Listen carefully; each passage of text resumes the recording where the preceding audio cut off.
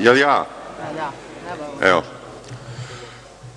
Prva stvar, Igor Bečić je pomenut kao primer neodgovornog ponašanja Maje Gojković, koja je njega najčešće ostavljala da je zamenjuje u rukovođenju radom Narodne skupštine kad bi bila odsutna. I to je činjenica. I kakve su mu falinke sa obrazovanjem, i to su činjenice. I to da je visokog italijanskog državnika nazvao Džordžo Mortadela, i to je činjenica i velika sramota za Srbiju. Drugo, idiot je svako onaj ko se bavi društvenim naukama, a nije savladao teorijski opus i Marksa i Engelsa i Lenjina. To je apsolutno nemoguće. Evo, to će potvrditi gospodin Mićunović, nadam se. To je toliko fundamentalno delo da ga mora poznavati svaki ozbiljan teoretičar, da bi na njemu učio i da bi ga lakše kritikovao. Treće, ja sam doktorirao na ustavno-pravno-političkom smeru Pravnog fakulteta u Beogradu. Moja doktorska disertacija i magistarski rad su izloženi sudu javnosti i na njih sam ponosan. I onaj ko nipodaštava samu tematiku kojom sam se bavio pokazuje da nema pojma ni o čemu.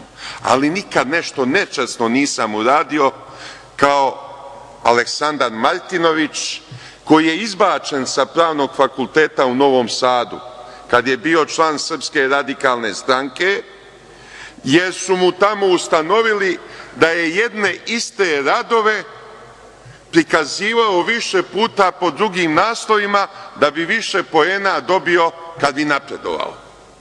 Zbog toga je izbačen i to je bio jedan od osnovnih motiva što se preselio u Srpsku naprednu stranku, da bi ga tamo vratili.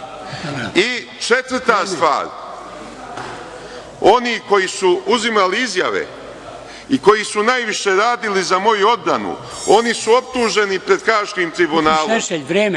A uloga Aleksandra Martinovića je bila, ne bih rekao beznačajna, ali prilično nevažna. Podaštava samu tematiku kojom sam se bavio pokazuje da nema pojma ni o čemu. Ali nikad nešto nečasno nisam uradio kao Aleksandar Martinović, koji je izbačen sa Pravnog fakulteta u Novom Sadu kad je bio član Srpske radikalne stranke, jer su mu tamo ustanovili, a nije savladao teorijski opus i Marksa i Engelsa i Lenjina. To je apsolutno nemoguće. Evo, to će potvrditi gospodin Mićunović, nadam se. To je toliko fundamentalno delo da ga mora poznavati svaki ozbiljan teoretičar, da bi na njemu učio i da bi ga lakše kritikovao. Treće, ja sam doktorirao na ustavno-pravno-političkom smeru Pravnog fakulteta u Beogradu. Moja doktorska disertacija i magistarski rad su izloženi sudu javnosti i na njih sam ponosan. I onaj ko ni... Jel ja? Evo.